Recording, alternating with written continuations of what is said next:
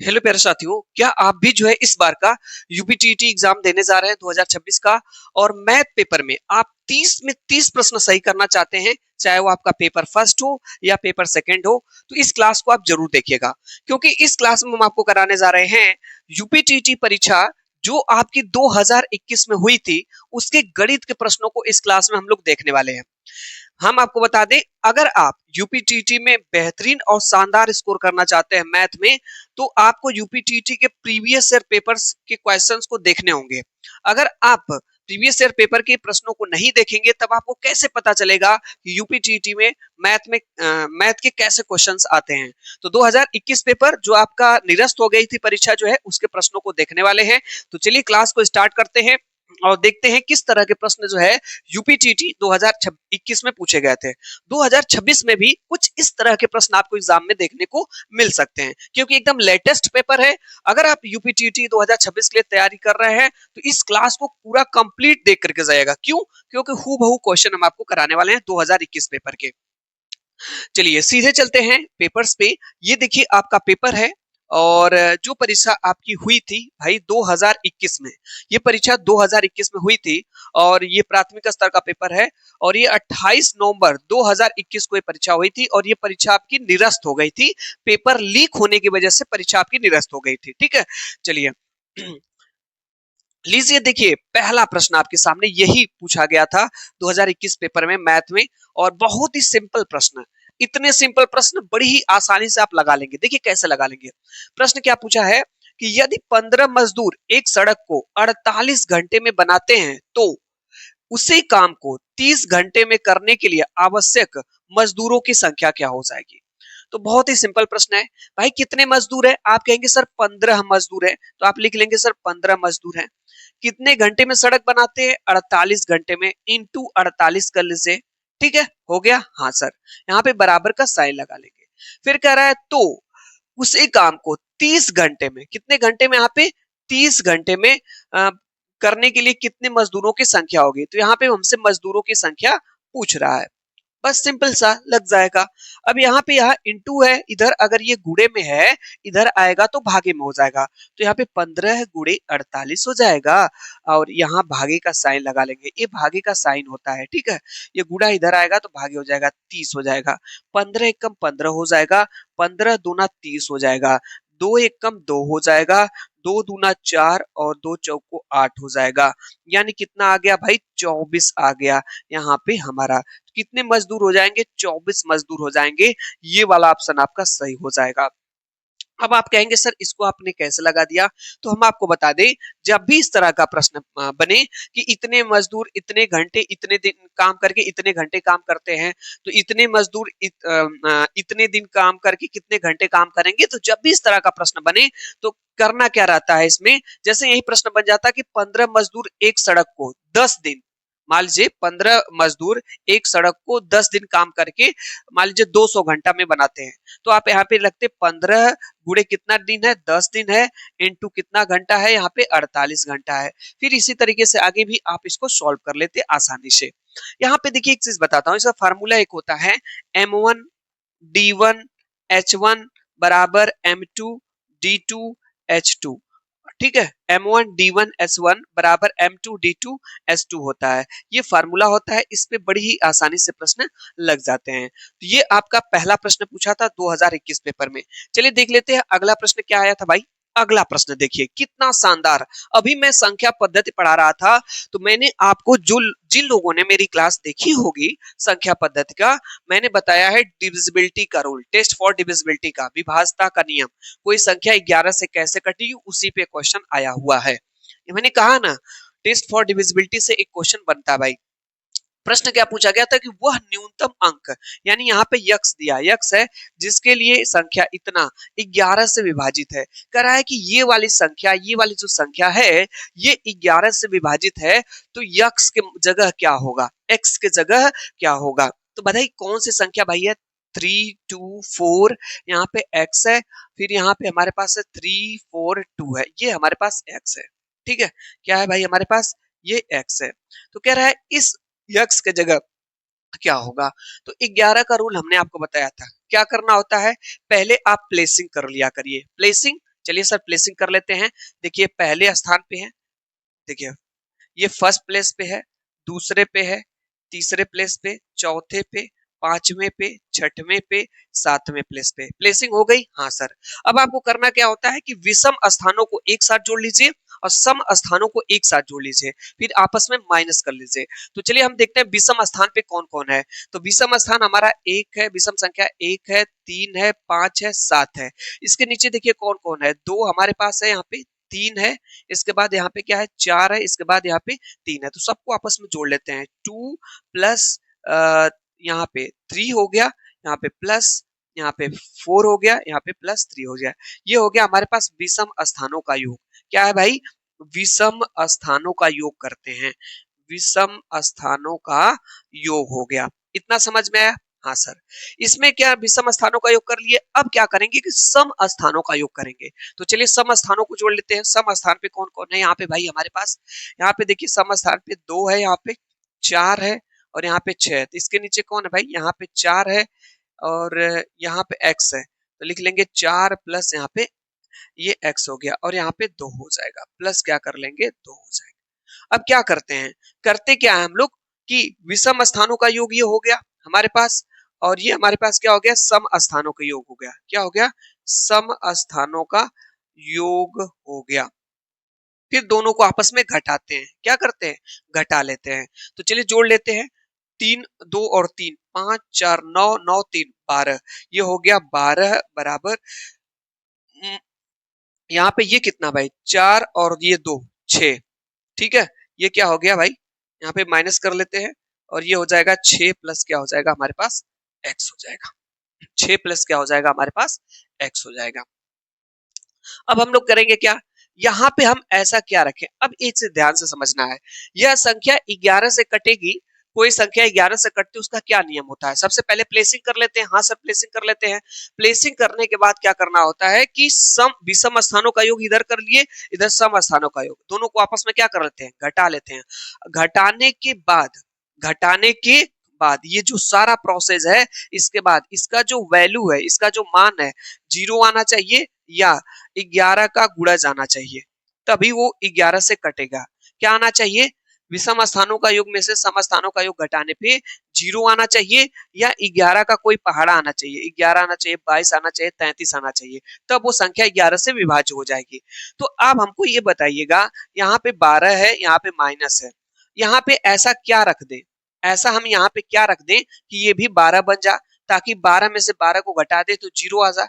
क्यों? क्योंकि अगर जीरो आ जाएगा तो संख्या 11 से कट जाएगी। तो यहाँ पे तो हमारे पास 12 है, अगर इधर भी 12 मिल जाता, इधर भी 12 मिल जाता, तो 12 में से 12 को घटा देते तो हमारा आंसर जीरो आ जाता। और जो ही जीरो आ जाएगा इसका मतलब संख्या 11 से कट जाएगी। तो इस यक्स के जगह क्या रख दें, तो कहेंगे सर इस यक्स के जगह ना सर यहाँ पे आप 6 रख लीजिए। तो देखिए एक्स के जगह हम 6 रख लिए, तो यहाँ पे 12 माइनस 6 कितना हो जाएगा, 12, यानी क्या आ गया, जीरो आ गया। तो जब भी विषम स्थानों के योग में से सम स्थानों का योग घटाया जाएगा, जीरो आएगा या कोई 11 का पहाड़ा आ जाएगा, 11 का गुणज आ जाएगा, तो संख्या 11 से कट जाएगी। इसका मतलब सर ये संख्या 11 से कट जाएगी। लेकिन कब कटी, कब कैंसिल हुई, जब हमने x के जगह यहाँ पे 6 रखा था, 6 रखा था। इसका मतलब x का मान फाइनली 6 हो जाएगा। समझ में बात आ गई होगी। फिर से बता दे रहे हैं, 11 का रूल है, विषम स्थानों का योग माइनस सम स्थानों का योग घटा लिए, घटाने के बाद जीरो आ जाएगा या 11 आ जाए, 11 आए या 11 का टेबल आ जाए। ठीक है, समझ में बात आ गई होगी। नेक्स्ट क्वेश्चन पे चलते हैं। हाँ ये लीजिए, आपके पास अच्छा प्रश्न है, यूपीटीटी 2021 में पूछा गया शानदार बेहतरीन प्रश्न।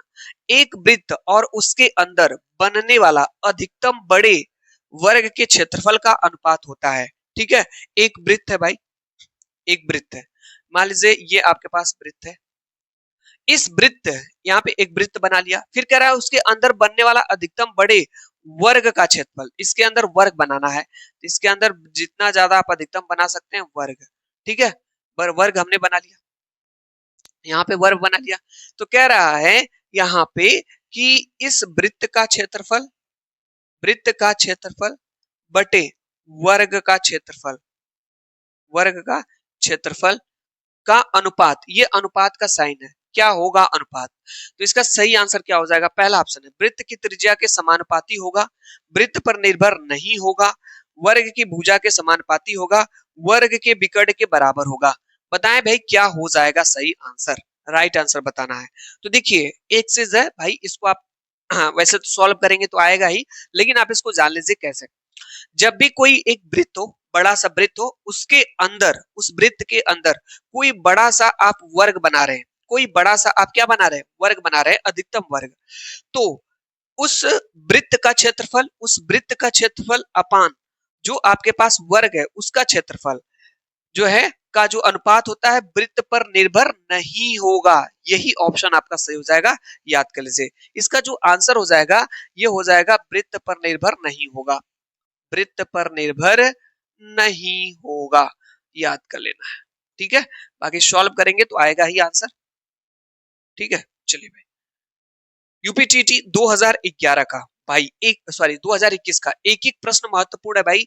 मैंने कहा ना, देखिए मैंने अभी संख्या पद्धति आपको पढ़ाया, डिविजिबिलिटी वाला क्वेश्चन आया था, तो 11 वाला बहुत इंपॉर्टेंट है, एग्जाम में आता रहता है।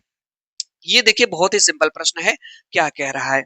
ठीक है, देखिए प्रश्न को देख करके घबराया नहीं जाता है, परेशान नहीं हो जाता, सर मुझे नहीं आ रहा मैं क्या करूं, एक बार में नहीं समझ में आया 2 बार समझने का प्रयास करिए। मैथ एक ऐसा सब्जेक्ट है ना जो प्रैक्टिस से क्लियर होता है, अभ्यास से धीरे धीरे रुचि जागृत होती है।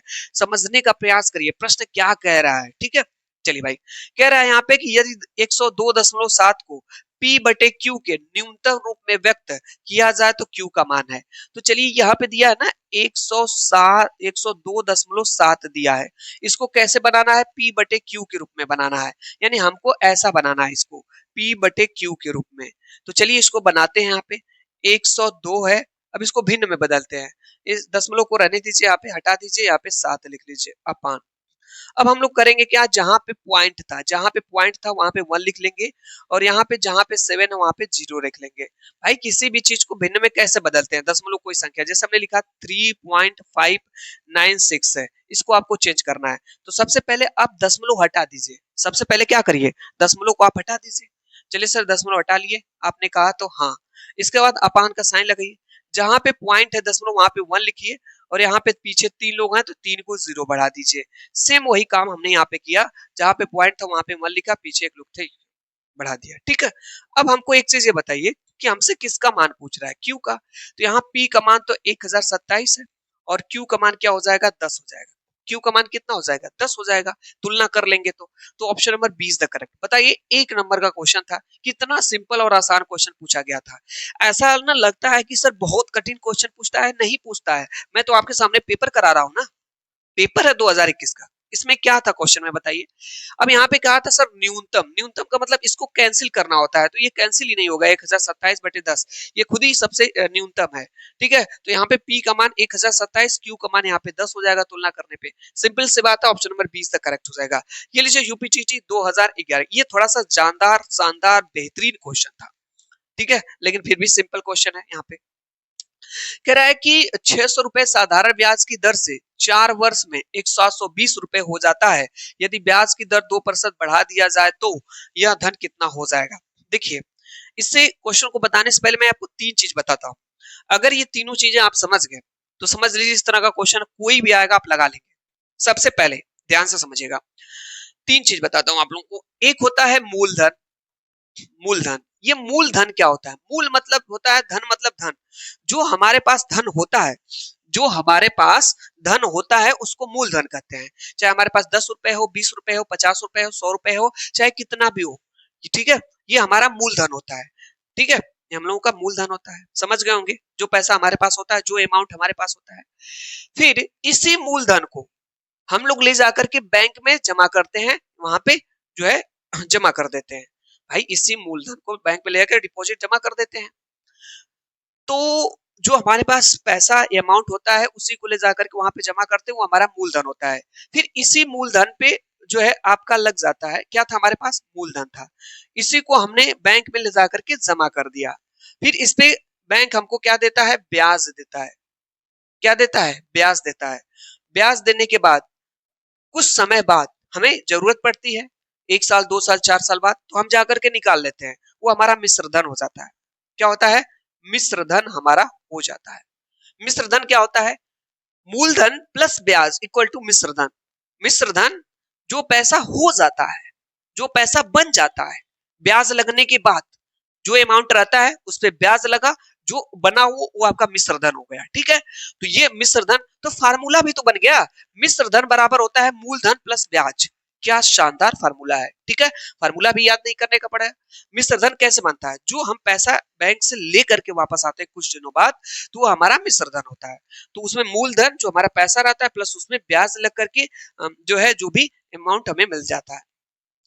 अब यहाँ पे एक चीज समझने वाली बात यह है कि कह रहा है कि 600 रुपए साधारण ब्याज की दर से 4 वर्ष में 720 हो जाता है। यदि ब्याज की दर 2% बढ़ा दिया जाए तो यह धन कितना हो जाएगा? तो देखिए साधारण ब्याज यहाँ पे कहा है, कौन सी ब्याज कहा है? साधारण ब्याज।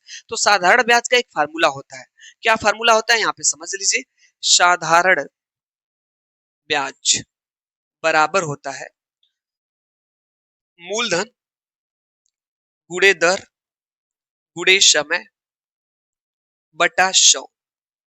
ठीक है, यानी ये आपकी समझ में सर ब्याज कैसे मिलता है, बैंक कैसे ब्याज कैलकुलेट करता है? तो बैंक ब्याज कैसे कैलकुलेट करता है? मूलधन जो आपका होता है उस पे दर लगती है, कितना परसेंटेज की रेट लगेगी दर, प्लस कितने समय के लिए आप जमा कर रहे हैं बटे में 100, ये इसी तरीके से ब्याज निकलता है। ठीक है, अब इस प्रश्न में देखिए दिया क्या है, इस प्रश्न में यहाँ पे दिया है 600 रुपए साधारण ब्याज की दर से 4 वर्ष में 720 हो जाता है। तो कोई चीज हो जाती है, हो जाती है, हो जाती है तो मिश्र धन हो जाएगी। इसका मतलब ये जो 720 है ये हमारे पास मिश्र धन है, और ये जो 600 है ये हमारा मूलधन है। क्या भाई? 600 रुपए हमारे पास मूलधन है, इस पे ब्याज लग रही है कितने वर्ष के लिए? 4 वर्ष के लिए ब्याज हमने लगा यहाँ पे। ठीक है, और 720 रुपए हो जाता है। तो यहाँ पे हम पता करते हैं भाई, 720 ये हमारा मूलधन हो गया 600, प्लस क्या हो जाएगा? यहाँ पे ब्याज हो जाएगा। चलिए यहाँ से ब्याज निकाल लीजिए आप। ब्याज बराबर हो जाएगा 720, ये इधर प्लस में है उधर जाएगा तो माइनस में हो जाएगा। कितना हो जाएगा? 120 रुपए। सिंपल सी बात है, 600 रुपए मूलधन था और उस पे भाई कितना ब्याज लगा? 120 रुपए ब्याज लगा तो 720 रुपए हो गया था। अब बात आती है कि सर इसमें ब्याज दिया है, हाँ सर ब्याज हमें मिल गया, कितना रुपए है भाई? 120 रुपए। तो 120 बराबर हो जाएगा, मूलधन कितना था? 600 था, गुणे दर, दर जो होती है वो प्रतिशत में होती है। आप कहेंगे सर दर क्या होती है? वो परसेंटेज में होती है। यदि ब्याज की दर कितना है? 2% है, तो यहाँ पे 2 रख लेंगे इनटू।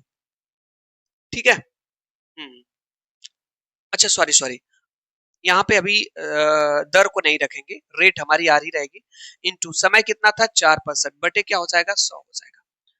अब देखिए ये इधर भागे में है तो इधर हो जाएगा गुणे में, 120 गुणे 100 बराबर हो जाएगा 600 गुणे दर गुणे क्या हो जाएगा? 4 हो जाएगा। तो यहाँ पे 120 गुणे 100, यहाँ पे ये इधर गुणे में है इधर आएगा तो भागे में हो जाएगा, 600 गुणे 4 हो जाएगा। डबल जीरो से डबल जीरो कैंसिल, 6 दूना यहाँ पे 12 हो जाएगा, 20 हो जाएगा। 4 एकम 4, 4 पाँचे 20 हो जाएगा। यानी हमारी जो दर आ गई वो आ गई 5%, यहाँ से निकल करके आ गई 5%।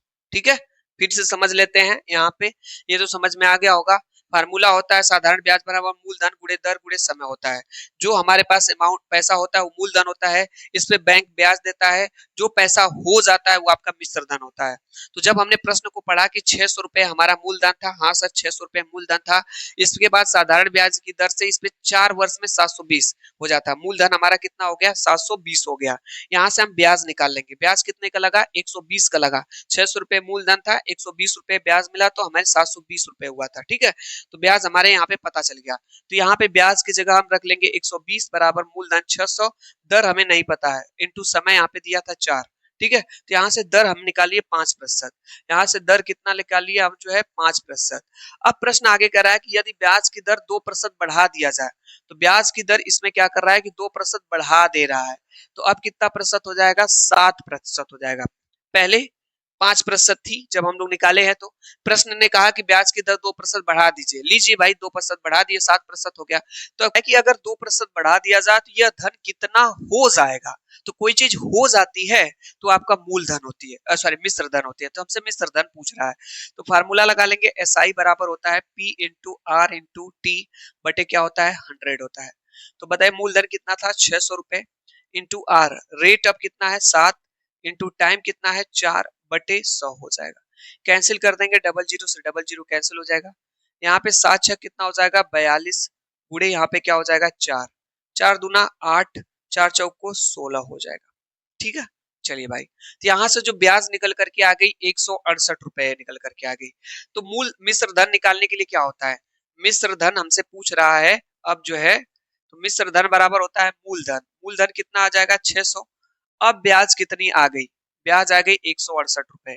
ठीक है, तो यहाँ पे हो जाएगा 768 यानी 768 रुपए हो जाएगा। ये वाला ऑप्शन आपका सही हो जाएगा।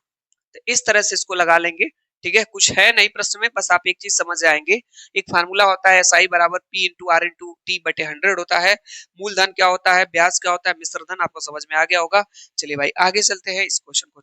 ठीक है, ये लीजिए अच्छा क्वेश्चन है। ठीक है, फैक्चुअल क्वेश्चन मैं बार बार आपको बताया हूँ, अपने संख्या पद्धति वाली भी क्लास में आपको बताता रहता हूँ। जैसे पूछ देता है पाई क्या है, पाई एक परिमेय संख्या है कि परिमेय संख्या है, जो 22/7 क्या है, पूर्णांक के बारे में क्वेश्चन पूछ देता है। तो यहाँ पे देखिए इस तरह क्वेश्चन आया हुआ है कि निम्नलिखित में से कौन सा सही नहीं है। चलिए पहला पढ़ते हैं, दो पूर्णांकों का योग एक पूर्णांक होता है। अब आपके मन में होगा कि सर पूर्णांक क्या होता है, आइए समझ लेते हैं। पूर्णांक हमारा जो होता है, पूर्णांक ये जो है किससे बनता है, जीरो होता है, और इधर आपका 1 2 3 आगे जाएंगे तो प्लस होगा, इधर आएंगे तो माइनस हो जाएगा। ठीक है, यानी ये आपका धनात्मक पूर्णांक होता है, ये ऋणात्मक पूर्णांक होता है, जीरो होता है। तो पूर्णांक किससे बनता है, बीच में जीरो होता है, और इधर आपके पॉजिटिव नंबर्स होते हैं, इधर आपके नेगेटिव नंबर्स होते हैं, तो इससे पूर्णांक होता है। तो क्या दो पूर्णांकों को, यह कह रहा है दो पूर्णांकों को जोड़ने पे एक पूर्णांक होगा, बिल्कुल होगा भाई। चलिए मान लीजिए कोई एक पूर्णांक 5 ले लिए, दूसरा पूर्णांक 6 ले लिए, तो क्या इनको आप जोड़ेंगे तो 11 आया। क्या 11 एक पूर्णांक है, हाँ बिल्कुल पूर्णांक है। पूर्णांक क्या होता है, अरे भाई कोई भी धनात्मक नंबर या कोई भी ऋणात्मक संख्या, कोई धनात्मक संख्या या ऋणात्मक संख्या पूर्णांक में ही आती है। ठीक है, चलिए मान लीजिए मैंने ले लिया -6 -4, तो या मैंने ले लिया 6 + 10 आ गया 16, ये पूर्णांक है, हाँ बिल्कुल पूर्णांक है, धनात्मक पूर्णांक है, तो इसका मतलब ये सही है। दूसरा यहाँ पे कह रहा है दो परिमेय संख्याओं का योग एक परिमेय संख्या होता है, बिल्कुल सही बात, ये भी सही है, ये भी सही है। दो परिमेय संख्याएं क्या होती हैं, परिमेय संख्या क्या होती है भाई, जिसे P बटे Q के रूप में लिखा जा सके और नीचे Q का मान जीरो ना हो, हमने आपको बताया था। जैसे हमने लिख लिया 3/5 प्लस यहाँ पे 4/5, तो 4 3 7/5, ये भी तो परिमेय संख्या है। जब दो परिमेय संख्याओं का योग करते हैं, जोड़ते हैं, तो परिमेय संख्या ही मिलती है। ठीक है, जैसे आप कहेंगे सर इसको लीजिए करड़ी में 4 प्लस करड़ी में 9, ये भी परिमेय संख्या, ये भी परिमेय संख्या। क्यों, करड़ी में 4 का मान 2 होगा, करड़ी में 9 का मान 3 होगा, 3 और 2 कितना हो जाएगा 5, 5/1, यानी ये भी परिमेय संख्या है। तो दो परिमेय संख्याओं को आपको याद रखना है, जब दो परिमेय संख्याओं को जोड़ते हैं तो एक परिमेय संख्या प्राप्त होती है। ठीक है, यहाँ पे सही है। अब यहाँ पे तीसरा स्टेटमेंट कह रहा है कि दो अपरिमेय संख्याओं का योग एक अपरिमेय संख्या होता है, गलत है भाई, ये बात गलत है, मतलब यही वाला ऑप्शन आपका सही हो जाएगा। दो अपरिमेय संख्याओं का योग एक अपरिमेय संख्या या परिमेय संख्या भी हो सकता है, परिमेय संख्या भी हो सकता है। यानी 2021 का ये अगला प्रश्न है, बहुत ही शानदार बेहतरीन प्रश्न, बहुत ही आसान पूछा गया था प्रश्न। देखिए कैसे लगाएंगे, जैसे जैसे प्रश्न कह रहा है वैसे वैसे हम चलेंगे, आराम से लगा ले जाएंगे क्वेश्चंस को। कह रहा है कि कोई संख्या अपने 20% से 60 अधिक है, तो वह संख्या, क्या आपको संख्या पता है, आप कहेंगे सर नहीं पता है। मान लीजिए वो संख्या आपके पास x है, हाँ सर x है। अब पढ़िए क्या कर रहा है, कोई संख्या, हाँ संख्या x हो गई, अपने से 20% से का मतलब यहाँ पे इंटू कर लेंगे, 20%, 20% से कोई संख्या हो गई, कोई संख्या अपने 20% से, तो अपने हो गया, ये अपने है, इससे 20% मतलब इंटू हो जाएगा से 60% अधिक, अधिक का मतलब है प्लस है, तो अपने से 20% से 60 अधिक है, प्लस 60 कर लेंगे और बराबर यक्स है वो संख्या। ठीक है, वही संख्या हो जाएगी। तो x इंटू क्या हो जाएगा यहाँ पे 20, और यहाँ पे कुछ नहीं तो बटे, प्रतिशत का मतलब आप लोग जानते होंगे, बराबर 1/100 होता है, अपान 100 हो जाएगा, प्लस क्या हो जाएगा 60 बराबर क्या हो जाएगा x हो जाएगा। 20 से 1 जा 20, 25 जा हो जाएगा। ठीक है, यहाँ पे 20 एकम 20, 20 पाँच 100 हो जाएगा। x का गुणा ऊपर कर लेंगे तो हमारे पास हो जाएगा x/5 प्लस 60 बराबर क्या हो जाएगा x हो जाएगा। अब इस x को इधर लेते आएंगे तो x/5, ये इधर प्लस है, इधर आएगा तो माइनस हो जाएगा, -x बराबर क्या हो जाएगा 60 हो जाएगा। ठीक है, चलिए 60 हो जाएगा। आप इस तरह से ना कर ले, बल्कि मैं ऐसे बता दे रहा हूं, सिंपल तरीके से हो जाएगा। क्या आया भाई, x/5 + 60 बराबर क्या हमारे पास है, x है। इसी को उस साइड लेते जाइए, इधर 60 है बराबर x माइनस, ये उधर जाएगा तो ये प्लस में है, उधर जाएगा तो माइनस में हो जाएगा। यहाँ पे 60 बराबर हो जाएगा, यहाँ कुछ नहीं तो 1 हो जाएगा। यहाँ पे 1 और 5 का एलसीएम 5 हो जाएगा, 5 एकम 5, 5x हो जाएगा, माइनस 5 एकम 5, यहाँ पे x हो जाएगा। तो 60 बराबर क्या हो जाएगा, 4x बटे क्या हो जाएगा, 5 हो जाएगा। क्या हो जाएगा, 5 हो जाएगा। अब यहाँ से हम क्या कर लेंगे, ये इधर भागे में इधर जाएगा तो गुणे में हो जाएगा, तो 60 गुणे 5 बराबर क्या हो जाएगा, 4x। अब ये इधर गुणे में है, 4 इधर आएगा तो भागे में, तो 60 गुणे 5 बटे क्या हो जाएगा, 4 बराबर x हो जाएगा। 4 एकम 4 हो जाएगा, 60 को काटेंगे तो 4 एकम 4, 15 चौको 60 होता है। 15 का 5 में गुणा कर लेंगे, 15 पाँचे 75 हमारा आंसर आ जाएगा। कहाँ पे दिया भाई, option number D is the correct हो जाएगा। जैसे जैसे प्रश्न कहा वैसे वैसे लगा लेंगे भाई, यहाँ पे भिन्न का जोड़ घटाना, इधर उधर प्लस माइनस करना, आसानी से आपका लग जाएगा क्वेश्चन। ठीक है, चलिए ये लीजिए आपके पास अगला प्रश्न यहाँ पे। ठीक है, यहाँ पे ये भी बहुत ही सिंपल है। देखिए मैथ में ना, मैथ आपका अच्छा हो सकता है, लेकिन सिंपल सी बात है, जैसे प्रश्न कह रहा है वैसे आप पहले अपने से प्रयास कीजिए। पहले ही प्रश्न को देख के डर जाएंगे, आप कहेंगे नहीं लग सकता, तो नहीं लग सकता। पहले प्रश्न को आपको पढ़ना होगा और लगाने का जबरदस्ती प्रयास करना होगा। ठीक है, पेन तो उठाना ही पड़ेगा लगाने के लिए थोड़ा बहुत, या कैलकुलेशन कर सकते हैं ओरली, तो आप कैलकुलेशन कर सकते हैं। यहाँ पे कह रहा है कि संख्या 3070 के सर्वाधिक निकट 17 से पूरी तरह विभाजित हो जाने वाली प्राकृतिक संख्या है।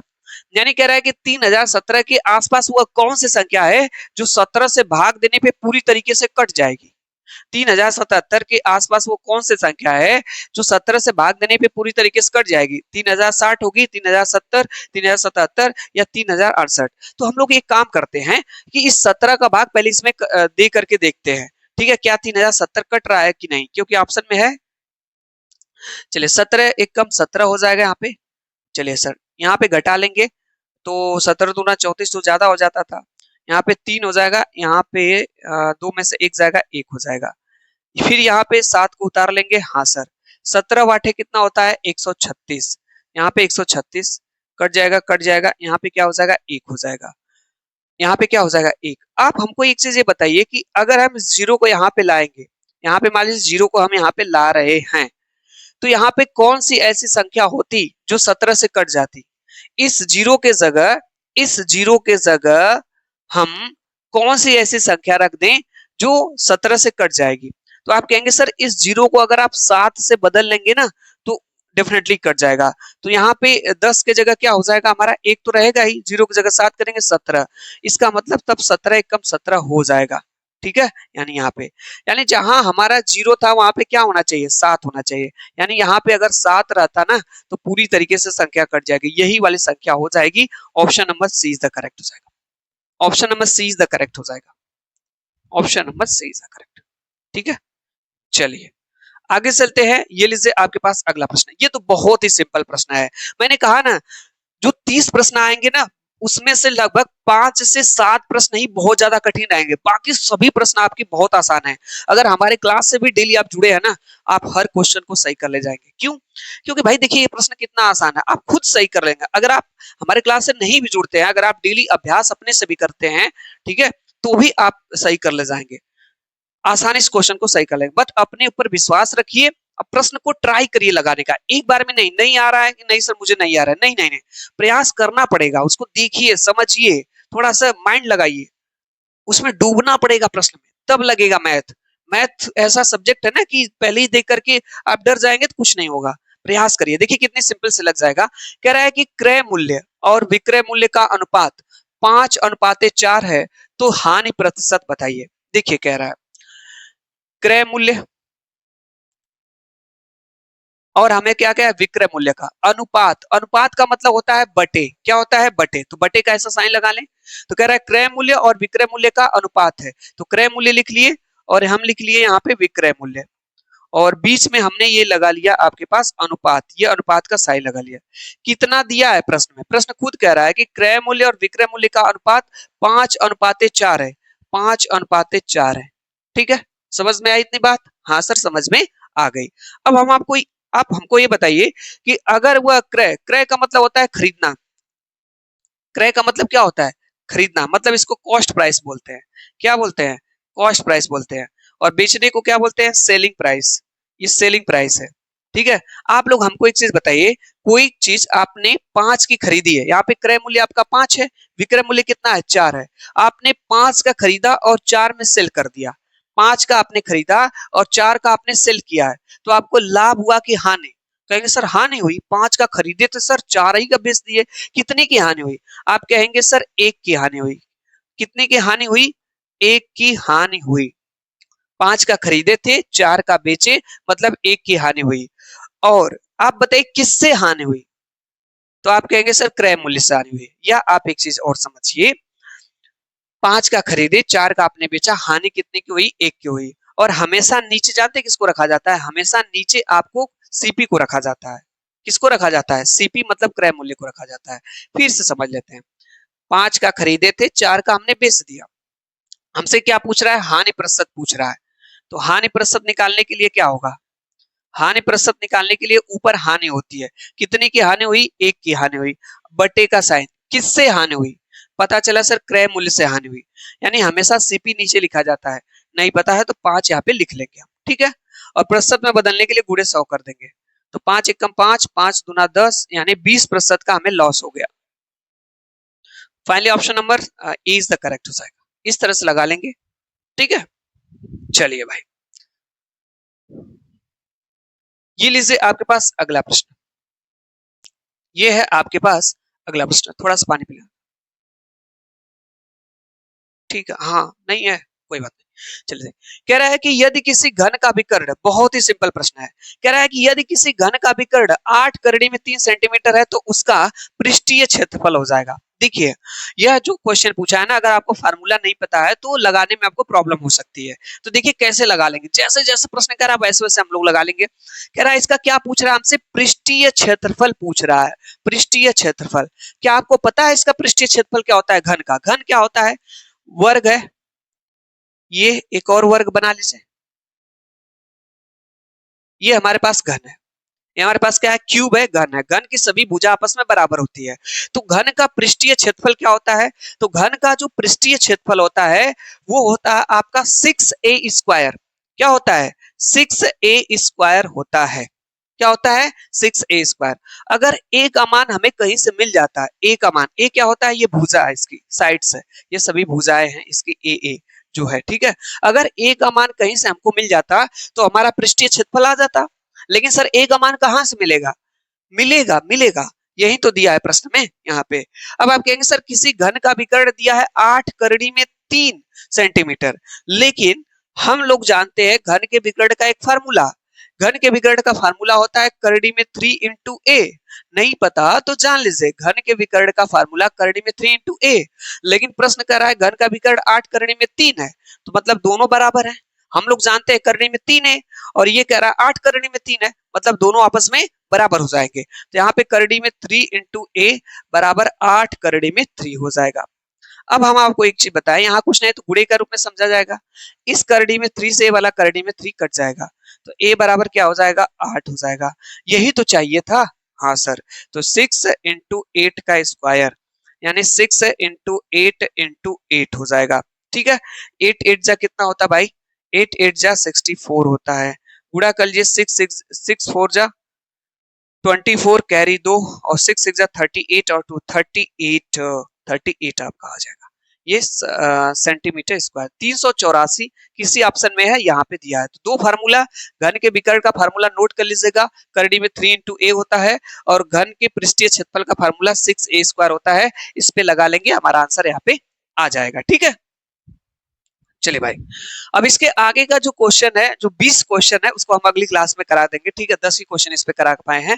इसके आगे का जो 20 क्वेश्चन है अगली क्लास में करा देंगे, ताकि आपको ये पता चले कि 2021 पेपर में किस तरह के प्रश्न आए थे, ठीक है। क्लास देखने के लिए आप लोगों का बहुत बहुत धन्यवाद। Thank you so much, many many thanks. अगर आप यूपीटीटी 2026 के लिए मैथ पढ़ना चाहते हो तो प्रतिदिन शाम को 8 बजे हमसे जुड़ सकते हैं, ठीक है। धन्यवाद, थैंक यू सो मच।